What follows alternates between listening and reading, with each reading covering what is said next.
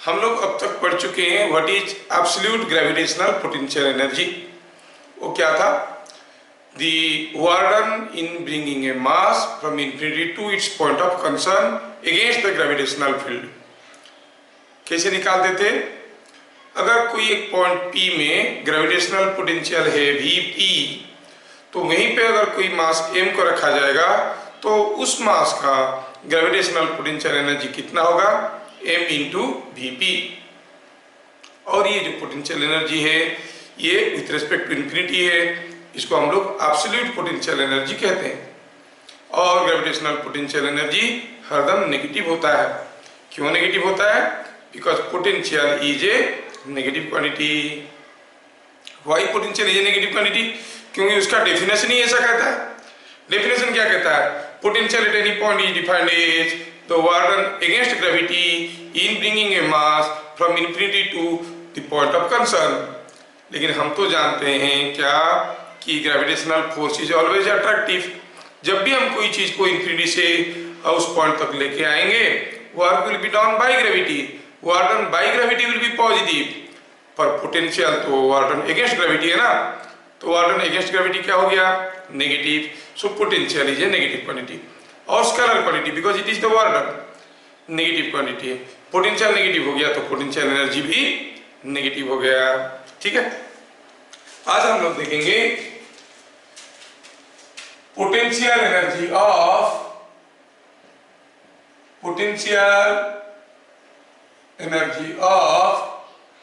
an isolated system of masses, isolated system of masses। ये बड़ा ही interesting चीज है। हम इसमें कुछ इंपोर्टेंट कंक्लूजन निकालेंगे जो हमें बड़ी काम का आएगा। जैसे हम कहें कि suppose here is a mass m, suppose this is what is earth and here is an apple. Due to the gravitational field of earth the apple has got some potential energy, but at the same time in the gravitational field of apple earth has got some potential energy. कोई अगर पूछेगा what is the total potential energy of the system, तो हम कहेंगे that is what is the potential energy of an isolated system of masses. Isolated का मतलब हुआ कि यहाँ पर ढेर सारे मासेस पड़े हुए हैं। ये सिस्टम का एनर्जी कितना है और ये सिस्टम आइसोलेटेड है, मतलब यहाँ पे जो भी ग्रेविटेशनल फील्ड है वो सिर्फ इन लोगों के लिए है। कोई बाहर का ग्रेविटेशनल फील्ड नहीं है, कोई एक्स्ट्रा मास का ग्रेविटेशनल फील्ड नहीं है, सिर्फ यही लोग हैं। जैसे हम अगर पूछेंगे what is the potential energy of the solar system, है ना, तो जो भी ग्रेविटेशनल फील्ड है वही तो उन लोगों के लिए है, तो हम कहेंगे solar system is an isolated mass system. तो कोई आइसोलेटेड सिस्टम ऑफ मासेस का पोटेंशियल एनर्जी कैसे निकालेंगे? डेफिनेशन देखते हैं। डेफिनेशन थोड़ा लंबा है लेकिन इसको बढ़िया से समझना। क्या कहता है ये डेफिनेशन? कहता है potential energy of an isolated system of masses is defined as the work done in making the system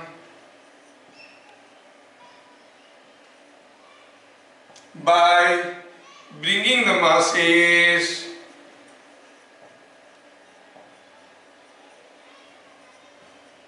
one by one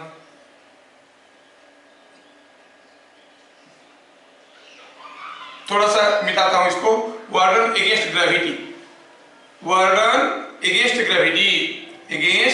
gravity,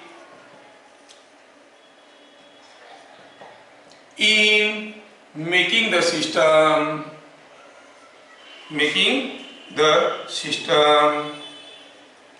by bringing the masses 1/1, हर एक टर्म इंपोर्टेंट है, 1/1 from infinity to their respective positions.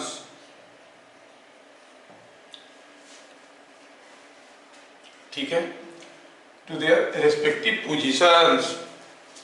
क्या कहता है? What is isolated system का potential energy?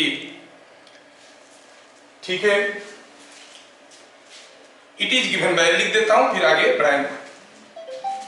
It is given bye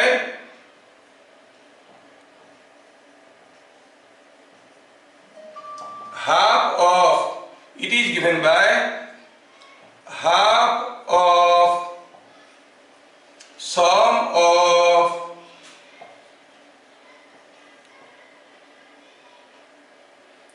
individual potential energies,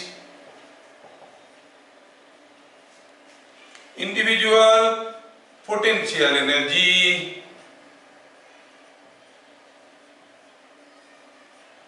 of individual masses.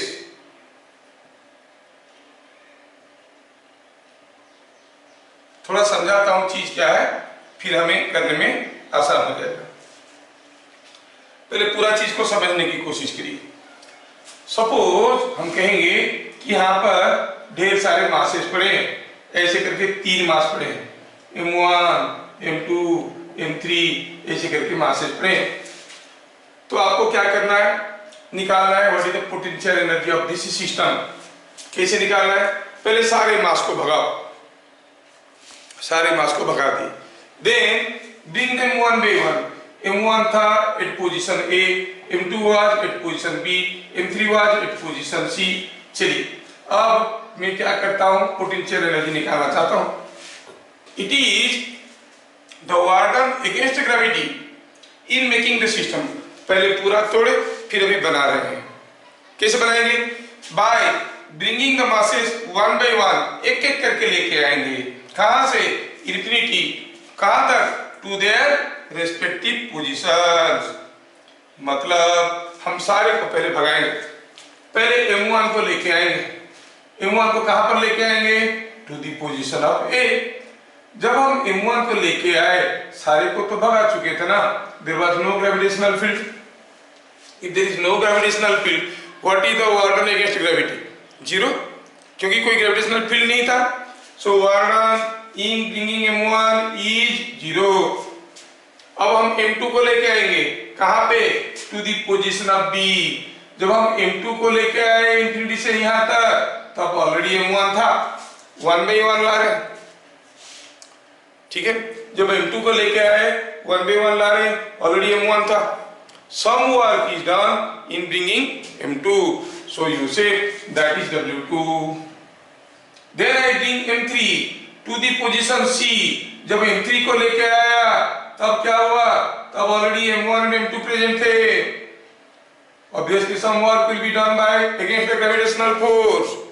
जो भी work done हुआ वो हुआ W3।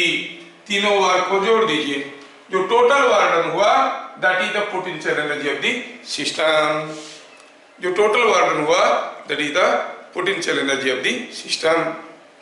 समझ में आया? सारे मास को भगाना है, एक एक करके उनको लेके आना है उनके रेस्पेक्टिव पोजीशन पे। एक एक करके लाने में जो वर्क होगा against gravity in making the system, system को फिर से रिबिल्ड करना है, जो वर्क होगा that is the potential energy of the isolated system. समझ में आया? दूसरा पार्ट क्या कहता है? It is given by half of sum of individual potential energy of individual masses. कहता है कि आपको आइसोलेटेड सिस्टम का पोटेंशियल एनर्जी निकालना है। अच्छा ठीक है, सबको भगाओ, एक एक करके लेके आओ और देखो how much is the work done against gravity. दूसरा हुआ, आप सबका पोटेंशियल एनर्जी निकालो, M1 का निकालो, M2 का निकालो, M3 का निकालो, सबका पोटेंशियल एनर्जी को जोड़ दो। जोड़ दिए, क्योंकि इसका अलग क्वांटिटी है ना, ऑर्डिनरी जोड़ दिए। जोड़ने के बाद उसका आधा कर दो। It is given by half of sum of individual potential energy. ये प्रूफ कर सकते हैं, स्कूल वाले नहीं पूछते हैं तो हम नहीं कर रहे हैं, बहुत आसान सा प्रूफ है।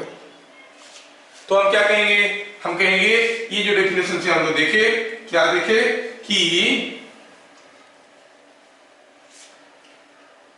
तो क्या फॉर्मूला मिला, if m1 m2 m3 etc are located at A, B, C etc respectively, then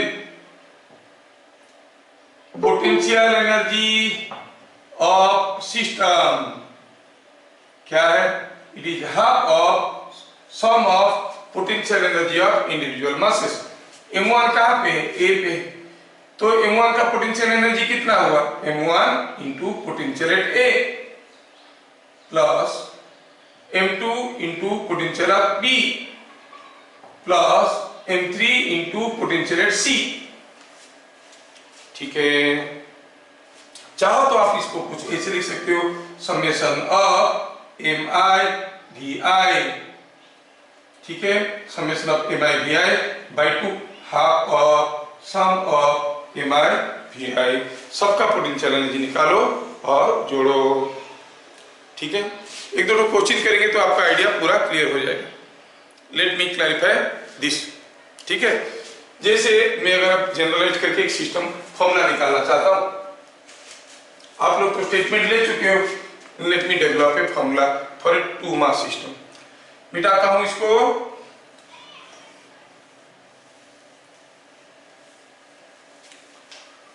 suppose we want to see the case of a 2 mass system। for a 2 mass system मतलब 2 मास है, एक m1 है एक m2 है और दोनों के बीच में मान लो कि डिस्टेंस r है, ये लोकेशन A पे है, ये लोकेशन B पे है। ठीक है, हम दोनों मेथड से निकालना चाहते हैं what is the potential energy of this system. तो फर्स्ट मेथड में निकालेंगे तो ये आएगा क्या, फर्स्ट मेथड कहता है सबको भगाओ, एक एक करके लेके आओ। When all are removed and m1 is brought to position A,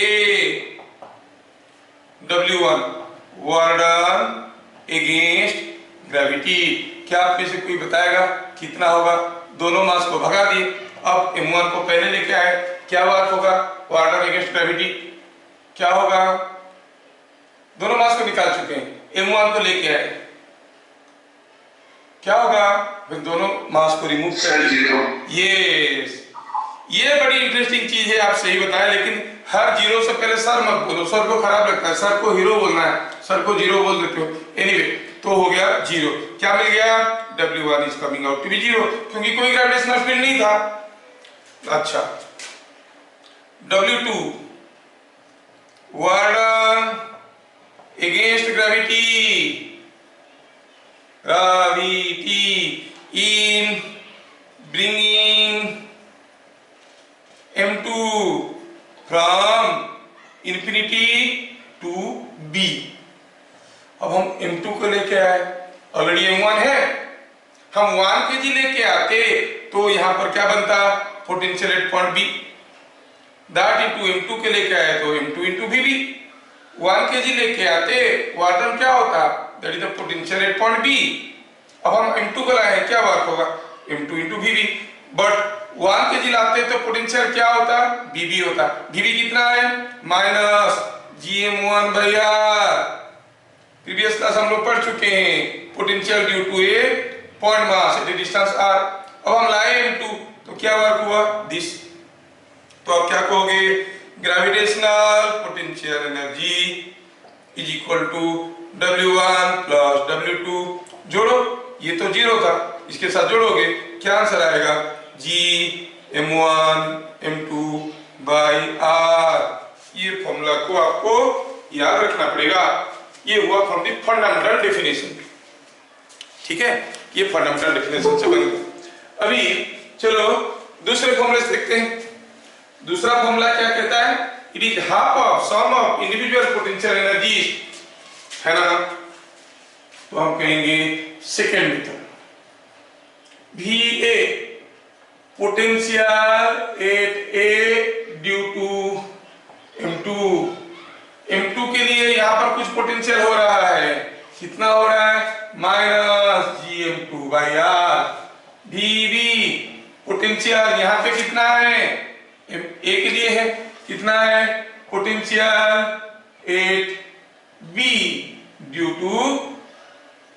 to M1 कितना है? -GM1/R। Now, what is the gravitational potential energy of this system? It is half of M1 into VA plus M2 into VB। चलिए value डालते हैं और क्या देखते हैं इधर? हाफ ऑफ माइनस VA का वैल्यू GM2/R, M1 मल्टीप्लाई हो गया, minus GM1 M2/R plus VB क्या है? VB भी तो ये है माइनस, तो माइनस GM1/R और मल्टीप्लाई होगा क्या? M2। अरे दोनों तो बराबर है ना? ये जितना ही उतना है, आधा करेंगे तो क्या मिलेगा? -GM1 M2/R। ये हो गया gravitational potential energy. Either way you could see it. समझ में आया क्या? सपोज हम कहेंगे कि for a system of 3 masses, 3 मास वाले सिस्टम को देखते हैं तो थोड़ा आपको जनरलाइज हो जाएगा आइडिया। 2 में से इतना बढ़िया से समझ में नहीं आया। For a system of 3 masses, अब मैं इसको मिटाता हूं। I will do it for a system of 3 masses. For a 3 mass system, for a 3 mass system, ठीक है। फॉर ए 3 मास सिस्टम में निकालना चाहता हूं ग्रेविटेशनल पोटेंशियल एनर्जी, ठीक है ना? तो हम कहेंगे कि यहां पर 3 तो मास पड़े हुए हैं, ये है M1, ये है M2 और ये है M3। चलो तीनों का लोकेशन भी देते हैं, A, B एंड C। और सपोज ये डिस्टेंस कितना है? R12। ये डिस्टेंस कितना है? R23। ये डिस्टेंस कितना है? M1 और M3 के बीच में R13, ठीक है। So when all are removed and M1 is brought to its position, तो W1 कितना होगा? W1 कितना हो जाएगा? अगेन 0। सबको भगा दिया, सिर्फ M1 को लाए तो 0 हो जाएगा, ठीक है। I am making use of the first method। M1 को लाए, वार्डन 0 हो गया। अब M2 को लेके आएंगे, कहाँ? Work done against gravity in bringing M2 from infinity to B। Infinity से B तक लाएंगे, तब M1 प्रेजेंट था, क्या वार्डन होगा? जो होता था वही होगा। क्या होगा? -GM1 M2 into by R मतलब potential at point B। VB क्या है? अभी ऑलरेडी M1 प्रेजेंट है, M1 के चलते क्या पोटेंशियल बनेगा? It will be -GM1/R12। तो VB का वैल्यू हो जाएगा -GM1/R12, है ना? R12 that into M2। M2 को भी ले आए, अभी हम लाएंगे M3 को, थोड़ा ध्यान से देखना। W3 warden against gravity in bringing M3 to position C in presence of कौन ऑलरेडी प्रेजेंट है? in presence of M1 and M2। Already M1 और M2 प्रेजेंट है, हम M3 को ला रहे हैं, तो क्या कहेंगे? 1 kg को लाते क्या वर्क होता? VC। क्या है VC? VC is potential at point C। VC क्या है? VC क्या है? Potential eight point C। किसके लिए? M1 और M2 प्रेजेंट है, तो M1 के लिए कुछ पोटेंशियल बनेगा, M2 के लिए कुछ पोटेंशियल बनेगा। M1 के लिए कुछ पोटेंशियल बनेगा, M2 के लिए कुछ पोटेंशियल बनेगा। और पोटेंशियल तो स्केलर क्वांटिटी है ना, बस दोनों के लिए पोटेंशियल निकाल के जोड़ देंगे। तो VC क्या हो गया सोचिए तो? Vc potential here due to m1 and m2। m1 के लिए माइनस जी m1 बाय ये डिस्टेंस, m1 के चलते ये पॉइंट में डिस्टेंस कितना है r13, तो हम कहेंगे कि r13 माइनस m2 के लिए क्या पोटेंशियल होगा माइनस जी m2 बाय r23। हाँ Vc हमें मालूम है ना। अब work done against gravity in bringing m3 to position C in presence of m1 and m2। m1 और m2 की प्रेजेंस में m3 को इंफिनिटी से यहां तक लेके आएंगे, क्या होगा 1 kg लाने में Vc होता है, m3 को लाने में m3 into Vc, नहीं तो वैल्यू डाल देते हैं, ये m3 into Vc, m3 को मल्टीप्लाई करो क्या हो जाएगा Vc के साथ माइनस G बाहर रख दिया m1 m3 bye r13 minus G को बाहर लिया m2 m3 बाय r23। देखो कैसे सिमिलर टर्म्स आ रहे हैं।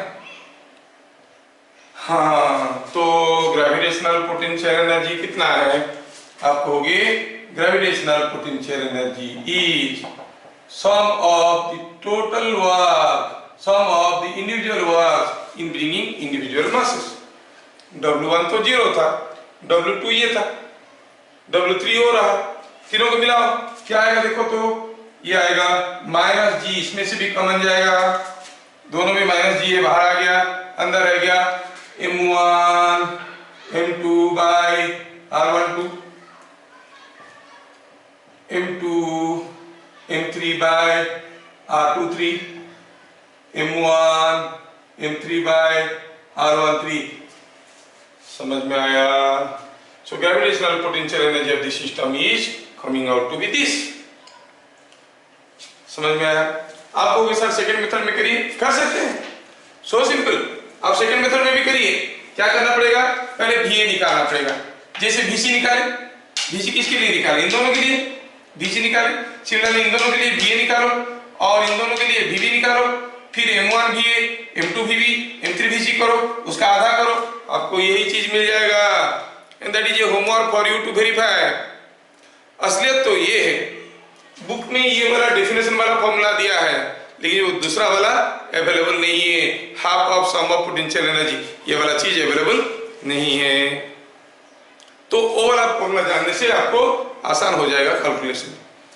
क्या मैं सबको कोई आइसोलेटेड सिस्टम का ग्रेविटेशनल पोटेंशियल एनर्जी कैसे निकालते हैं समझ में बता पाया सबको? ठीक से बता पाया कि नहीं बता पाया?